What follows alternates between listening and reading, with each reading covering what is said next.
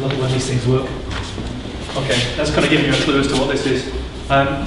This is quite bright. When I take this cover off, it's going to be like some sort of radar image, and people are no, like that. Sorry? Will we put the lights out? No real need. No real need. Okay, so if you are sitting there and it starts annoying you, move out of the way. Okay. Otherwise, I'm going to have to deal with some visually impaired people. Okay, I'm guessing everybody knows what this is. Can you go back to... Yeah, we just, from beginning, like what? Yeah, from the beginning is always good. Oh, see that button up there? This one. No, that one, yeah. Has anybody done that at home with the TV yet? Trying to maximise pictures and things? Just me? Okay. I am not a techie at all. Well, I'm a little bit more of a techie now, and I'm guessing there's quite a few more technically minded people in the audience. I'm actually a guide dog mobility instructor by trade. I spent 18 years training people how to use guide dogs. So if we go to the second slide. You got the doofer thing. Oh, I got the doofer. Oh, sorry. I was watching you do it earlier. So right now I'm having to work out how to use it. I just got backwards. I don't know what you've done. No, give me that. I am not a techie. I should have said that first. I just pressed the button. I don't know what you pressed. So for 18 years I was training people how to use guide dogs. And on my website, and it's not just on the website, it came from in here, was the idea that to solve a problem, you have to understand the problem. And so therefore the solution starts with the person who understands the problem. Now a lot of people who are technologically minded or entrepreneurially minded, hey, there's me. That's what I used to look like in the old days. Thank you. Which button? That one. Okay, great. So yeah, that's one of my much cooler days, training this fellow in Musselburgh to deal with this pedestrian crossing. But yeah, the solution starts with the people who understand the problem. I was a guide dog mobility instructor. I trained people how to use guide dogs. My job was training the dog for 3 months at the last bit of its training, and then matching the dog with the person, and then training the person how to use the dog. And it involved me being out on the street with the person after they'd done a little bit of training in a residential training centre, and then watching them and then helping them get around some of the serious problems there are out there for visually impaired people.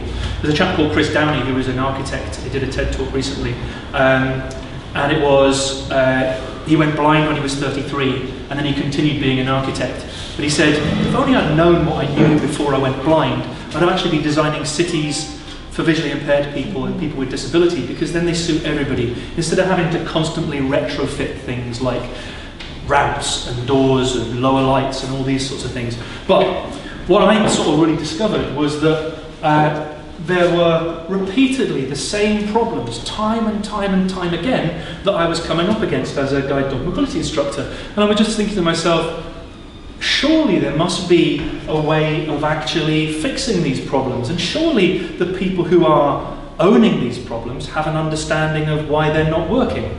Now, here's an example of where a problem might not work for a visually impaired person. Okay, that's Murray, obviously, as I've said. This is a pedestrian crossing box that we have, a similar one over here. This is, if I go to, oh, that's a guide dog. That's one of the ones I trained. Incidentally, does anybody know what this red and white bit means here? It means they're deaf and blind. That's a long cane, strangely enough. These are the other ways that people get around. Okay, so this bit of kit here is a tactile code. Has anybody ever felt underneath the box before? One foot? Seriously, 2, 3.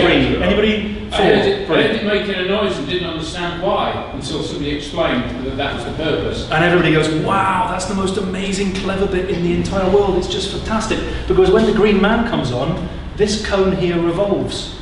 And the blind person goes, the green man's on, I can now cross the road. And everybody goes, isn't that clever? Isn't that clever? No, it's bloody stupid. Because the people who invented it didn't understand that they were actually working with long cane users and guide dog owners. And I did a presentation at Warwick University a couple of years ago, and I asked a room full of traffic engineers about who the tactile cone was for, and they said it's for blind people. And I said, well, sort of. It's actually for independently mobile blind people. You have to use a guide dog or a long cane to actually want to use a tactile cone. Who else is going to use it? And they went, oh, right, okay, that's a bit interesting because we hadn't thought about that. Now, if you're using a guide dog, now, if we just imagine this lovely bit of grass here is the curb edge. Okay, so that's the street I'm crossing over. And I've just walked along the pavement. I'm going to show you a few examples in a minute. I've walked along the pavement with my guide dog on my left-hand side. The dog stops and sits, and I go like that. Car's going past, brilliant. I go into my number 2 position, which is the right foot back. I put a little bit of tension on the handle, and I go, right, all I have to do is press the button and hold on to the tactile cone. Okay, wait there. Okay, drop the handle, hold on to the lead, and do this. Can anybody start seeing a problem? If you're visually impaired. Sorry to have to tell you, gang, but everybody in this room is going to be disabled one day. If you're very, very lucky, you're going to die healthy, but most people are going to die unhealthy. You're going to be disabled, and you're going to be aged. Sorry, it's a bad thing to tell people. However, it's true. If the NHS and everybody, if the government are lucky, you're going to die healthy, and then there's not going to be any hassle at all. However, chances are, if you're lucky, you're not. You're going to have to deal with this kind of situation because you can lose a bit of your sight, or you're going to lose feeling in your fingers or whatever. So this is the blind person doing this. It might be that is over there. It might be it's back against the wall. It's very difficult for me to get to touch that. So we'll have a look at a couple of examples of where our traffic engineers aren't really understanding what this is used for. I need to point out, it's used when there is no audible signal. So when there is no audible signal, how does the person who's visually impaired know the green man is on? Make sense? Sorry, I didn't cover that. Did anybody not understand that? So why is there sometimes no audible signal? Why is there no audible signal? It might be that the people who live here, probably because it's a Balmoral hotel, don't want it going off at 2 o'clock in the morning when a drunk person pushes it. I thought you'd say that, but there's a crossing not far from my work where there isn't a residence within half a mile that's got exactly that device on. And every single one of them has to have this on anyway because the person might be deafblind. Which doesn't make noise either. No, well, I know. Tell me, that's why I've got a problem with all these things. It's like coming up with solutions is the way forward. Okay, right, so this is Nancy, and I'm going to explain to you a little bit about how a guide dog works. And then we'll see one of the problems that is something that really pushed me towards coming up with a solution. So, if I wanted to press play on this, is it the middle button, by any chance? Any idea? I want to press play on a video? Yeah. Any techies know how to use this? Yeah, Alan. This is your arena. Sorry, I need to press play, this is a video.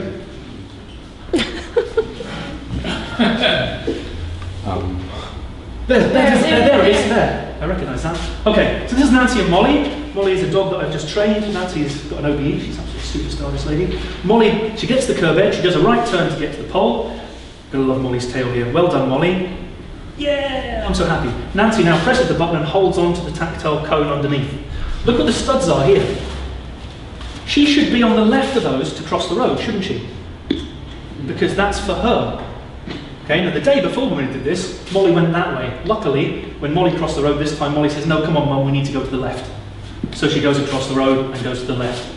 There is some sound on this, but don't worry about it because we're going to see other stuff that's happening. Right, so she comes to this bit of the crossing here. Notice the pole is over here. There's no way she's going to get to that pole. It's even on the wrong side.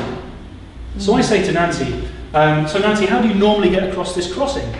Do you not press the button? She says, no, I just listen. Now Nancy's deafblind. She's like, listen, and I hold my hand out and I hope to stop. And I went, Nancy, don't go, there's a car coming. You will die. I said, but tomorrow you're on your own doing this, so I'm going to let you decide when it's safe to cross the road. This is what Nancy does on a daily basis. Oh my god. Daily basis. Now, my heart was doing that quite dramatically for 2 reasons. One, because I knew Nancy was going to do that the following day when she crossed that road, but also because as a GDMI who's in charge of the lady who's just been run over, who's holding the camera, recording it, I'm probably in a little bit of trouble. Okay? Luckily, Nancy didn't die on that occasion. However, that's a problem. And when I showed that to the traffic engineers who were in charge of the city of Edinburgh, they went, fuck. We have got a serious problem on our hands. There are people out there who could potentially die because of how badly we've installed and put this kit in. Okay, it makes sense, doesn't it? This is a big problem. This is why it's a big problem. This lady here is holding on to the cone. She's nowhere near the curve edge. When she says forward to the dog, it's got to get to the curve edge and stop and sit before she even assesses the traffic to see if it's still safe. But she has to hold on to the cone back here in order to find out it's green. She says forward, the dog stops and sits. She says, no, come on, let's get going. We haven't got much time to cross the road. So what she does is she pushes the dog across the road. Now it's a shame because she's a Paralympian swimmer. She's one of the best in the world. She's an absolute superstar. Great tattoo as well. This is one on Princes Street, tactile cone. This is where people cross from because that's the narrowest point. So why are we encouraging people with disability and vision impaired people to cross from here? Makes no sense at all, does it? And believe me, there is a long way between there and where we want to be crossing. Now, if they're using the tactile cone, which they're not, they then have to go, oh, right, okay, it's green. Then they have to get here. Then they have to stop and sit the dog, and then they have to cross the road. Yeah, I'm going to whiz through these because we're kind of seeing a repeat here. Person walking this way, they want you to cross the road from here. How in God's name are you going to find it? But of course, they can't install it here. Whoops. They can't install it here because they've got a drain, and they've also got a problem with a double buzzer here. So there are problems that council have as well. It's not just their ignorance. They've got situations which are going to be really difficult. Again, this is down in Leith. There's no way somebody is going to be able to find that, let alone use it, because it should be there. The reason it's not there is because they don't want cars hitting it when they come around the corner. This is one in Glasgow. As you can see, there's a little bit of a problem here. This is a control box to control the crossing. It should really be here. All the crossings are controlled by these boxes. You'll see them now that you're out. Whenever you go near a pedestrian crossing, you'll see these boxes. Sometimes they're against the wall, sometimes they're over here, but they really shouldn't be in the middle of the crossing. Makes sense? It's not just people with vision impairment. This fella, I was working with him. He was with a lady. He's got a big smile on his face. But he was working with a lady, walking with a lady who pressed the button on the other side because this is a double carriageway. He got to the middle and she carried on. She wasn't with him. He was then in the middle. He wasn't going to take a risk, but he couldn't press the button. He then had to wait until somebody walked on this side of the road and he had to shout to them to press the button for him. In 10 years ago, they took a study on people over 100. Now, after 10 years, there are 73% more people over 100 than there were 10 years ago. By 2050, we're going to have double the amount of people over 65. We're going to have double the amount of people in mobility scooters. We're going to have double the amount, if not more, people with other disabilities. We are going to have some serious problems unless we can come up with some serious solutions and have some serious understanding of where our adaptations are going totally wrong, because they are going totally wrong. Another fellow in a power chair. I learned recently, working with this fella, the tactile cones which are designed for people with visual impairment are actually sore. When somebody's got hyper sensitivity, if they're going over there in a power chair, it's actually painful for them. So it's a real challenge for them to get to the button. He would rather be crossing from here, where he doesn't have to go over the as many tactile bits of pavement. Again, he's got no use of his right hand, he's leaning across, he's going to fall out sooner or later if he forgets to strap himself in or doesn't strap himself in correctly. Okay, so obviously we've got a big problem. How much time have I got? You're fine. I'm okay, cool. Obviously we've got a big problem. Anybody think there isn't a problem? That's exactly the right answer. There is a big problem, and it's going to get worse and worse and worse unless we do something about it. So, how can we fix the problem? How can we make sure that that button, which is so easy for us to use, is easier for people? Now, it's just a button press. It's the simplest thing in the world. This is not a flying plane that's going to, I'm going to climb in and go to the middle of the financial district in London or something like that. This is not a cuddly teddy bear or something like this. It's just a button press. It's just so simple to do. This chap here, a chap called Mario Shorrats, Polish tanker, another dog that I trained, just for the purposes of this exercise, he is wearing a smartphone around his neck, and you can see there's a green man on it. What I did, bearing in mind that I am a guide dog mobility instructor, is I put all of the solution onto a smartphone, and it's probably worth just mentioning why a smartphone is a good bit of kit. Isn't anybody Apple users? A couple of Apple users in the room? One. Fantastic, well done, Apple. Okay, you might not know about the accessibility. Anybody know about accessibility, voiceover specifically? Fantastic, you're incredibly knowledgeable. Okay, right, so If we go into settings on our smart... News folder. 2S. Okay, right, so... Double tap to open. Switch off. Switch on. Screen curtain on. Productivity. Calendar folder. This is standard on every single mobile phone. Business folder. Travel folder. Business folder. So to go into something... Tickets folder. Social folder. Forum. Calendar folder. 6 opening camera folder. Camera. I use a double tap. Text field. Top of screen. I can change everything around in this. So as a visually impaired person's walking along, checking their dates, checking the diary, listening to music, communicating. We should be doing this. This is the stuff that we should be doing. Why not use the kit that they're using? Anyway, so what I did was I put all of that onto a mobile phone. Calendar folder. 6 apps. Screen curtain off. Voiceover off. Okay, so I've turned off voiceover and I turned off the screen curtain. If we now go into the app that I put together, this is a Scottish company. We're now installing at RBS Gogarburn head office, and we were installing at Lauriston Place, which is just across the way here. We've had some really good success just recently. As I say, it's a Scottish company, so it's not a bad thing to have success.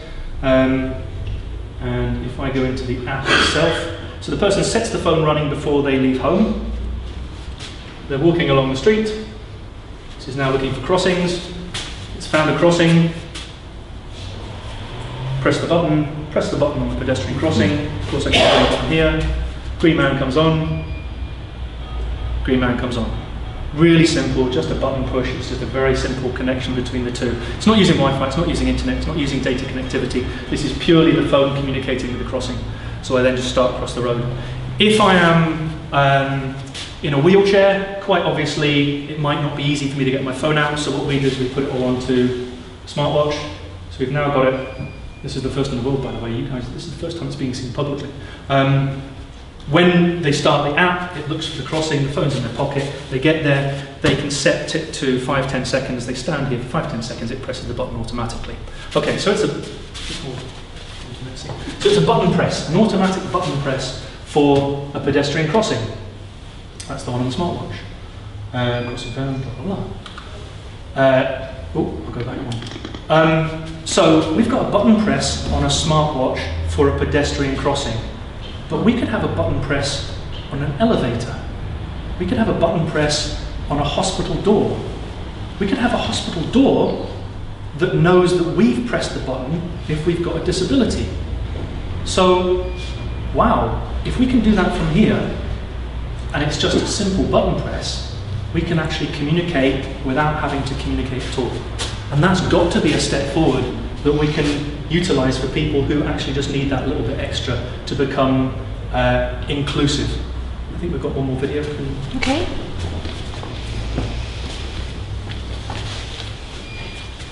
And it'd be great if I could make a bit of money at this, because ultimately I'd like to go back to being a guide dog mobility instructor, because it's the best job in the world.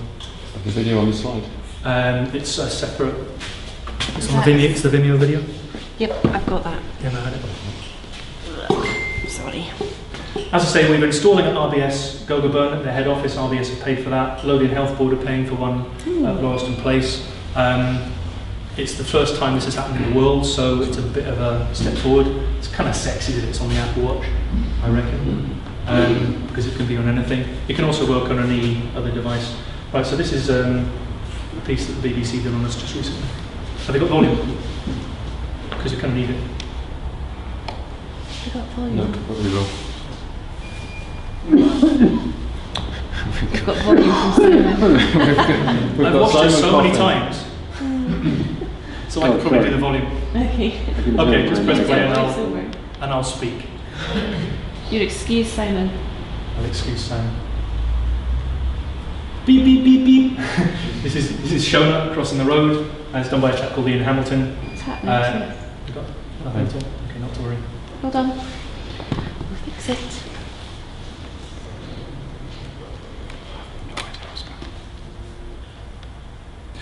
Play it through the laptop. Sorry.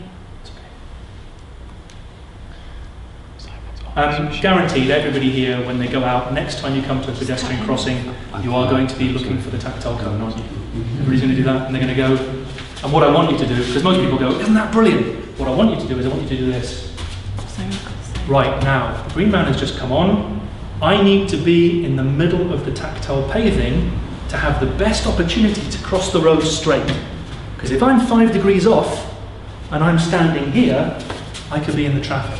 So think to yourselves, if I'm here and the green man has just come on and the tactile cone is revolving, how do I get there? Close your eyes and think, right, how am I going to get there? I'm walking along, I'm thinking, traffic stopped because green man's on, so I've not even got the clue.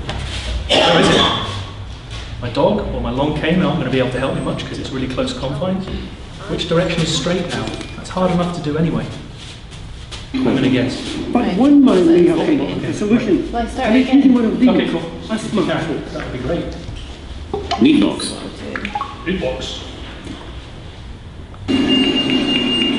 Got that one right. When crossing a busy road, pressing the button and waiting for the lights to change couldn't be simpler. But if you're blind, trying to find that button to press can be your biggest challenge. And for some wheelchair users, trying to reach the button can be your biggest problem. But one mind may have come up with a solution, and it's using one of these, a smartphone. Meatbox. An app has been developed for people with a range of disabilities to avoid them having to press the button. The app is looking for pedestrian crossings. When it gets to a pedestrian crossing, when you get to a pedestrian crossing, the app communicates to the crossing, presses the button on your behalf, and then you just wait for the signal. It's as simple as that. The system has been installed in this crossing in Edinburgh as part of a trial. So, does it work? And could it be helpful? The pole can be on one side of the crossing or the other, and by the time I actually locate it and then get myself positioned ready to cross the road, quite often you've missed the cue to cross. With the app, you always will know. I always carry my phone everywhere I go anyway, so I've got the phone, so it's perfect. Sometimes you can find crossings where there's not much room on the pavement, and the pavement has such a slope into the road, you're almost balancing on the edge, trying to press a button, stop the wheelchair sliding, and not get run over. So to have something where you can remotely do it is fantastic. Gavin is in talks with traffic management developers and local authorities to see whether they'll include his invention in future installations. Ian Hamilton, reporting Scotland, Edinburgh. Company's called Meatbox.